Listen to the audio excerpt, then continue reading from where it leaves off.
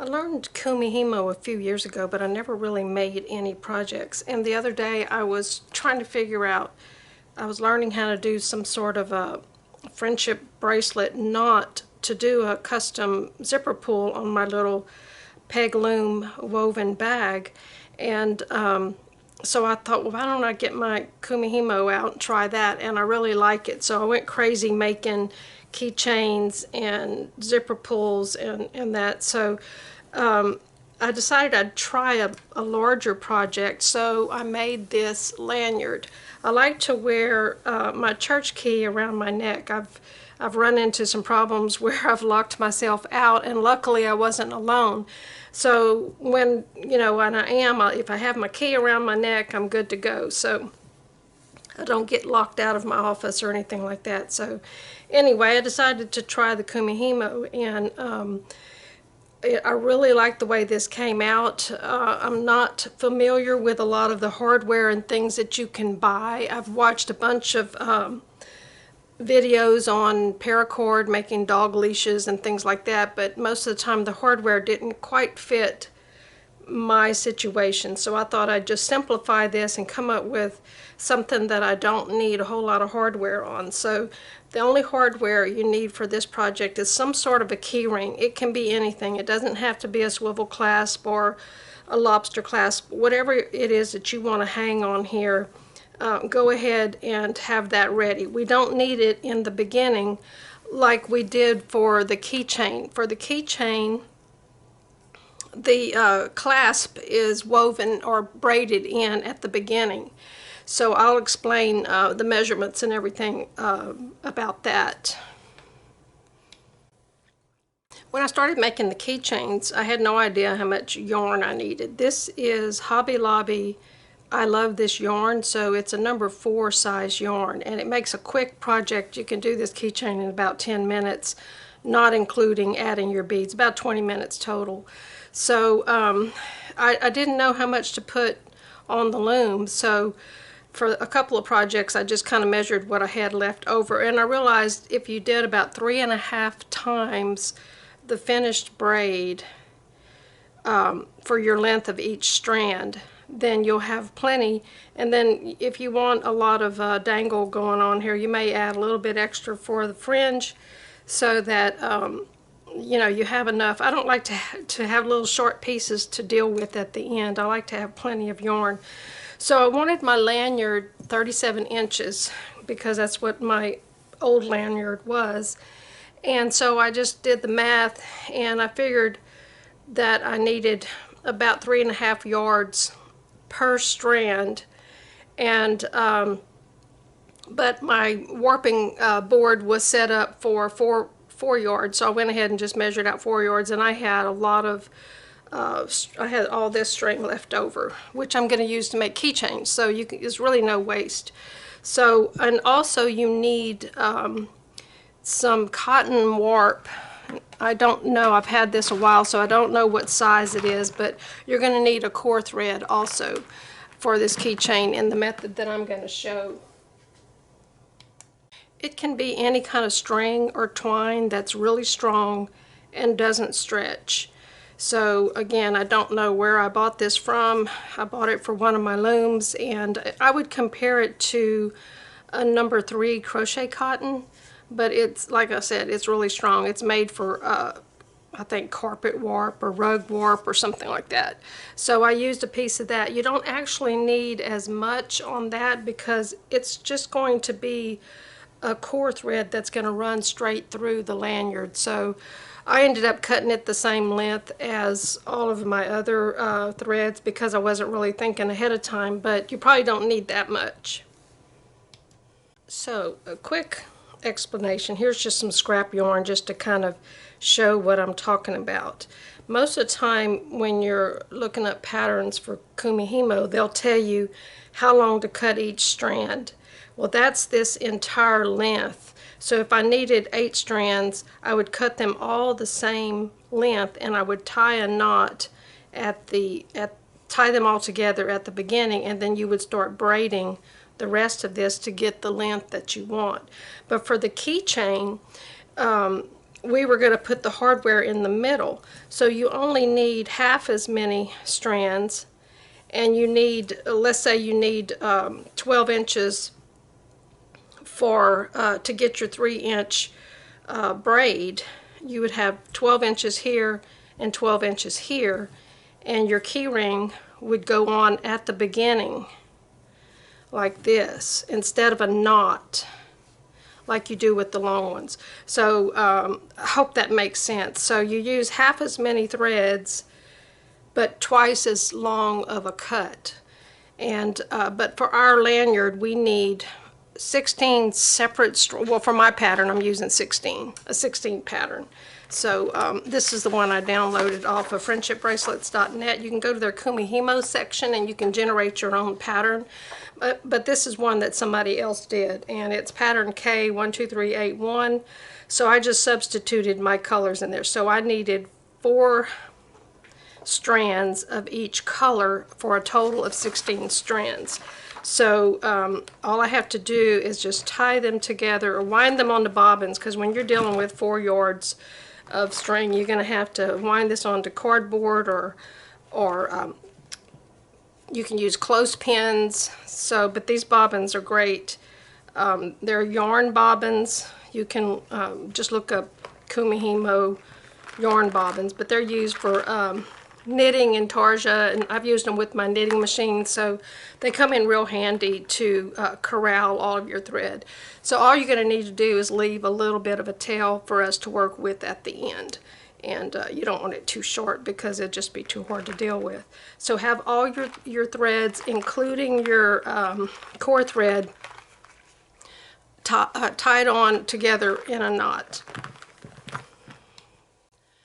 The loom I'm using today is just a Beadsmith Kumihimo loom or disc that I bought years ago, and I also bought this on Amazon, or not Amazon, but Etsy a few years ago, and I'm not even sure if the seller still has these available. I've seen some similar to it, but it worked great, but I was constantly knocking my threads out of the slots, and so I just put some double-sided tape down, and my 6-inch foam disc fit perfectly on there. So now when I put my threads through the slots, let me see if I got something here I can put through there. I lined them up to where that'll still hold my thread, but this thing doesn't interfere with my foam disc, if that makes sense. But you can also just take a tumbler like this. I bought this at Target for 50 cents, and you can put your disc on top. The only thing is, with a smaller disc, the tumbler is too big. It interferes with the slots, but it works well with like a 6-inch. But you could take one of these restaurant cups like this, cut a hole in the bottom, use one side for your small and one side for your big. So your hands will get tired, you know, after a while, because you're going to be hanging a weight on your project. And if you're just holding it like this for several hours, I get a little pain in my hand. So I like to set it on something and then just turn it as I go. You can also just take a paper cup. So the other day I had a glass of tea in one of these cups on my desk, and I had my cup like this on my desk, and I decided to stop for a while. And normally I take my braid and I drop it down inside the cup and rest everything on there. And this time I set it on top of my tea but I did not put the braid inside, thankfully. And then I realized what I had done, and my weight had dropped down inside my tea. But I didn't ruin my project that time. But be careful if you've got your tea sitting next to your loom that you don't put your braid down on the wrong glass. So I'm just going to go ahead and pop my knot down through my disc here and just put a clip on it. I hang my weight on a clip like this. And I downloaded a file off of, I think it was printables.com, it might have been Thingiverse, to 3D print these little bottles that you can put pennies in. I don't like a lot of weight. This, with 15 pennies, it was a little over 1.5 ounces, I think, by the time you get the hardware and everything on there, and it's just right for me. I also have a Kumihimo weight that's about 3 ounces, and I don't like it so much. So anyway, and you can use anything for weights. You can just hang a little cloth bag with pennies in it, or washers or whatever, so it doesn't matter what you use. Alright, so I'm going to go ahead and arrange my colors according to my pattern, and I'll be right back. Alright, I've got my colors set up. I've got north and south facing me like that. I've got my weight on there, and the core thread needs to be completely free. The one rule about this is that core thread needs to always be coming out from the middle without being trapped under any of this while you're braiding. So in order to keep the core thread, this is the way I do it. You just take your core thread, and like I said, it can be anything. It can be thicker than this, as long as it's easy to tie at the end. So I place it, if I'm fixing to work on this set of strands, I place it in the middle like that. So I do my left up, right down, and it has not trapped my core thread in the middle or underneath these strands. So I'll just turn to the next perpendicular set. I move my core thread, then I do my left, right, and it's still, just check that, see it's coming out the middle. Turn, core, left, right, turn, core, left, right. So it goes pretty fast once you get your hand motion in place, but by doing it this way, I'm not trapping that at all, because if you accidentally trap it in the braid, it's going to show on the outside. And then you won't, it's not going to serve its purpose for what we want to do with our project.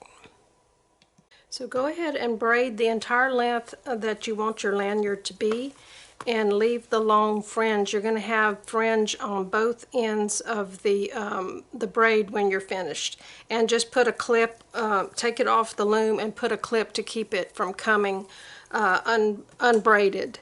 And so we'll be ready to do the finishing technique, which doesn't take a long time. So I was able to do this other lanyard in just an afternoon. If I would have sat and did it without stopping, it probably would have been 2 or 3 hours. So when you're using larger yarn like this, it goes really fast. Alright, I have finished braiding. So I'm going to, remove my weight, and I'm just going to move my little clip up to pinch. I have a little clip in there that I was hanging my weight on, and I'm pinching that so I can just take everything off. And I'm going to go ahead and cut my bobbins so that they don't rattle around. I want to leave enough of a tail to work with, but not so much that it gets in my way. And do not cut the core thread yet.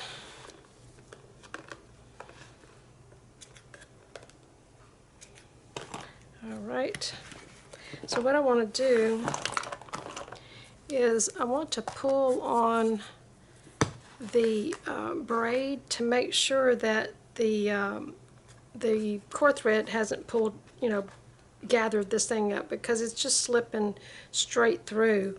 It can start pulling, kind of gathering the braid, so I just kind of take, and you can kind of feel it stretching out. So I want to make sure the cord goes all the way through. So you don't have to pull real hard, but you can feel that cord slipping in there, and that's just to make sure that it's all even and that the cord has been, the filler cord has been pulled all the way through. So I'm going to go ahead and cut a little bit of length here off of the filler cord and cut that one off, and then I can take this off of the loom.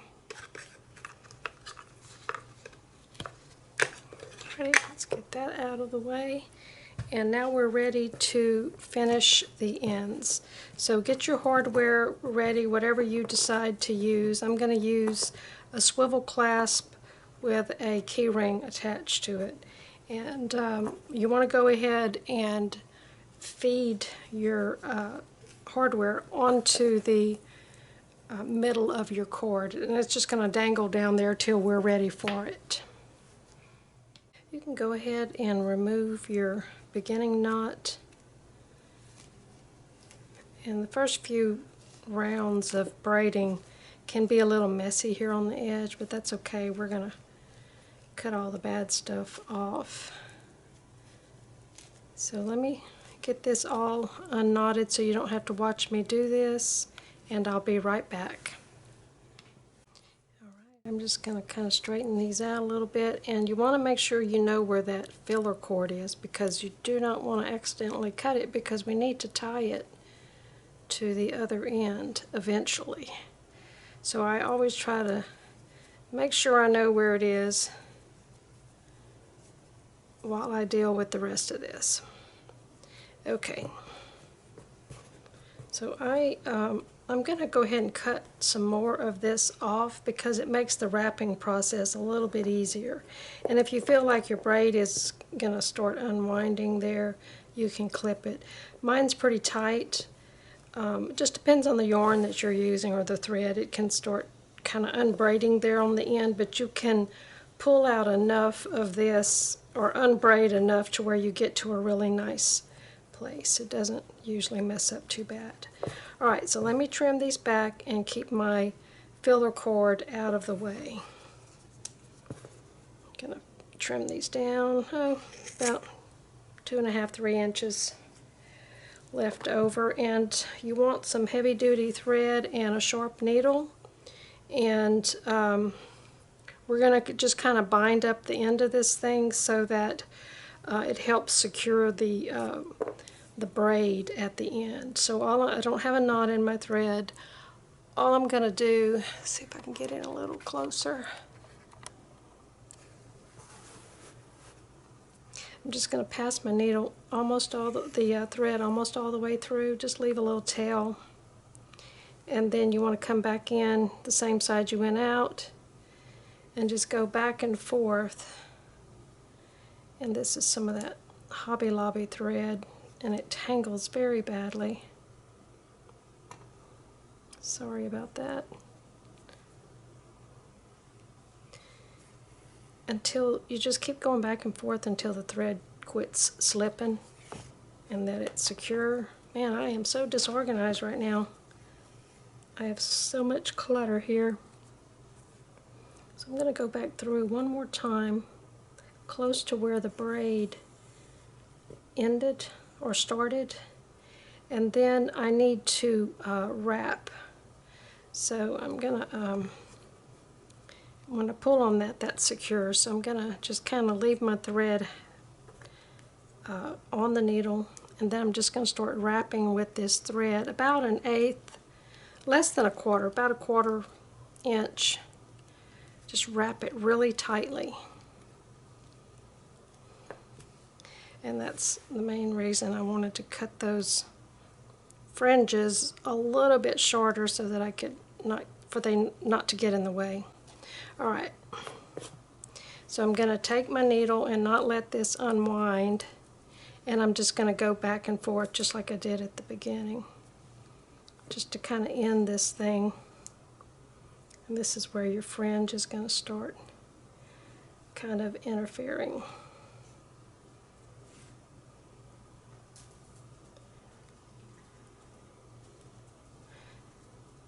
I've only done this a couple of times, so I'm sure you can see it's still a little bit awkward for me.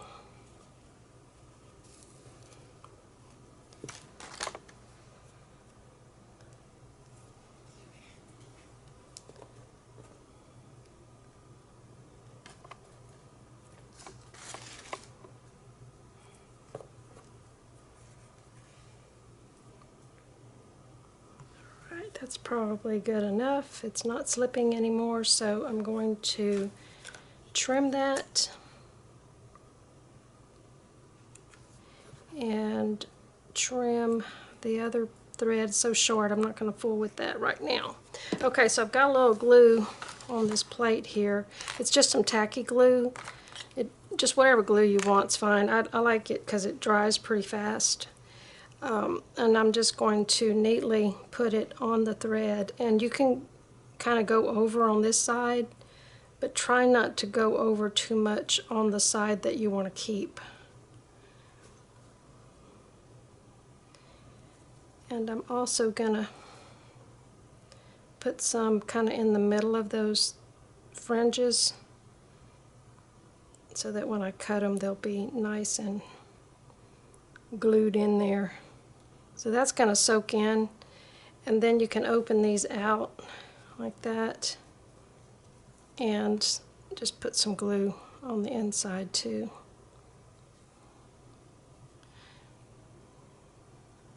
Alright, let me get the glue out of the way. And I'm going to repeat this for the other side. And again, make sure you know where your cord, your filler cord is.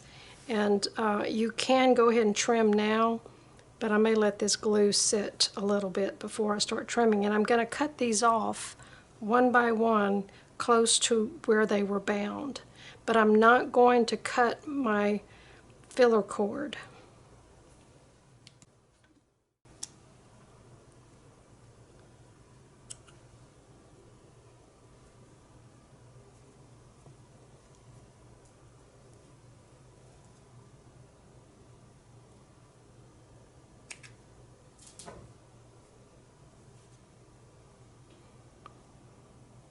This takes a little bit of time because there's 16 strands in my pattern that I've used here, and there's 16 strands on the other end also.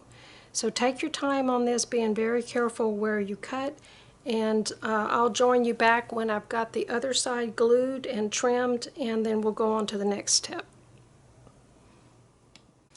Okay, while the glue is wet, I want to try to get all those little fuzzies stuck together, and we're going to cover it later with some matching yarn, but I probably need to put a little bit more on this end.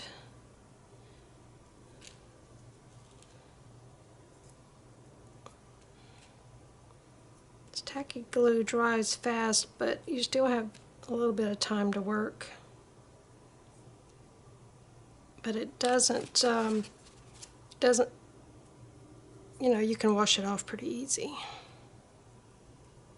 You can use any kind of glue you want for this. So, alright, so you don't really have to wait for this to dry. Just make sure your braid is not skewed. I don't know what word to use for that, but we're going to take these two ends and we're going to just tie them together. So you probably could get by with not using a filler cord and just using some of the fringe to tie together in the middle, but I felt like this cotton warp was going to be a lot stronger, and it's easy enough to braid with the braid that you're making. So I'm just doing a little square knot there until they go nose to nose. They just butt up right next to each other. I'm pulling pretty tight, and then just another knot. And so you're going to need a tapestry needle or a blunt needle that is small enough to go in and out of your braid, but big enough to fit your cord in there in the eye of the needle. It has to have a big enough eye. So I'm going to take one of them, and then I'm going to go up through that little thread band that we put on there, and it's okay if it pokes out through the braid because we're going to bury it inside the braid anyway. Just pull it tight, and you can even come back later with a little bit more glue to control that fringe. And then I'm going to just follow the spiral around. I'm just going to bury the thread under the nice braid. It just hides in there. I mean, it's just a tunnel in there, so you can just follow the spiral around. I like to go quite a long way with it. So I'm going to bury the thread on this side, and then I'm going to bury this one on the opposite side using my tapestry needle, and I'll be right back when I finish with that. Alright, that's pretty strong because they're tied together in the middle and then they're going in opposite directions. So that's going to hold really nicely. And so I added a tad bit more glue, and I'm squishing all those little fuzzies down so they don't poke through the wrap that I'm going to put on there. So we're going to bind the end of it with some matching yarn to hide that. So pick out the color that you want to wrap your middle with, and I never measured it, but I guess probably about 20 inches of yarn will be plenty, if not too much. So get a length of yarn so that you'll have enough to wrap as much area as you want to cover, and then you'll be wrapping over it twice. Okay, this is how much yarn I had left on one of my bobbins, so that's just about right. So you just want to make a loop with about a 6-inch tail and lay it to one side of one of these little bands and just pinch it. You're going to want to maintain the pinch throughout the whole thing, and you want to make sure that the tail stays along the braid like that so we can wrap. And I probably have more yarn than I need. Might be a little bit easier to wrap if it were shorter. So you're just going to wrap while you pinch that loop, and we want to start wrapping to cover whatever is ugly there. You don't want any of that thread to show. Just take your time and wrap the wraps side by side so that they're nice and neat, and work your way away from the loop. I have the loop underneath my thumb, and I'm pulling pretty tight, and I'm using my fingers to help hold the wrap as I go around, keeping that tail free. And I want to wrap until I get past the other end there, and I want to make sure my fuzzies don't poke out. So I'll probably speed up the video at this point, because to be honest, it is a little bit fiddly.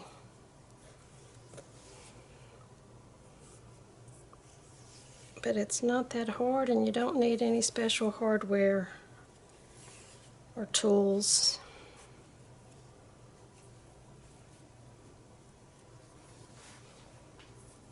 I'm almost there.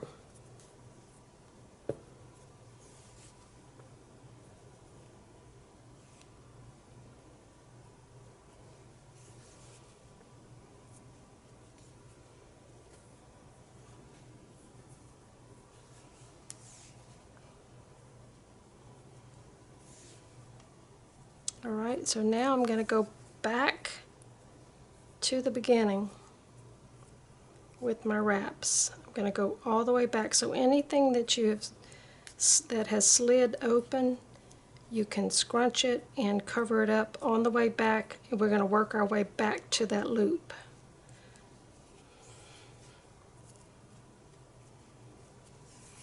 And I'm trying not to overlap too much because I want it to be even. So I'm trying to lay the yarn side by side as I go back. Getting a little bit of a cramp in my left hand, so I'll just trade hands for a minute. So I want to make sure I cover some of that up.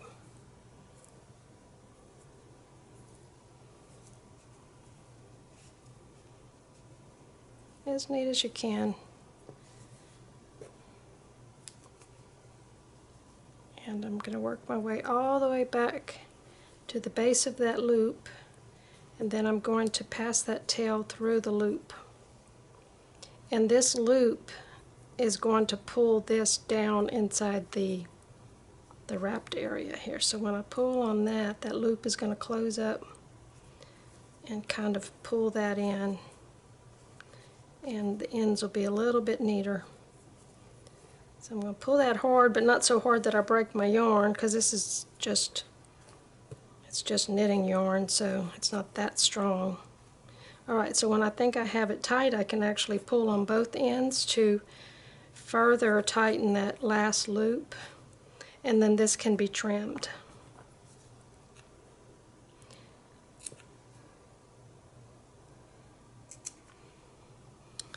Alright, one more step and then we're done. So fold it in half with your hardware centralized opposite where you bound that. And then I'll get something here to kind of mark that or pin it down until I can start wrapping this end.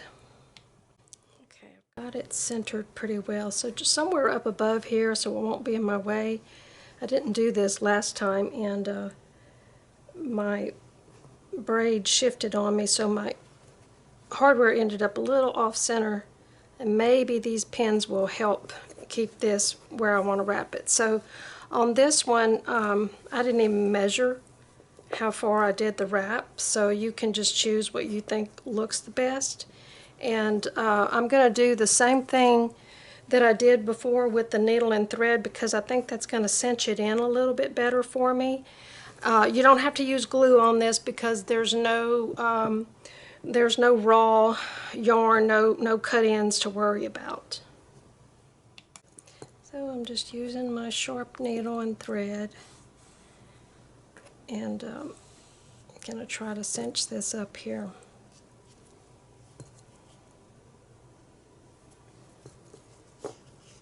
And then I won't need those straight pins anymore. There I go with that thread tangling up on me again. Alright, so let's start wrapping this thing, and then I'm going to wrap it the same way I did this one with the little loop method, and cinch it up so that it looks like this right here.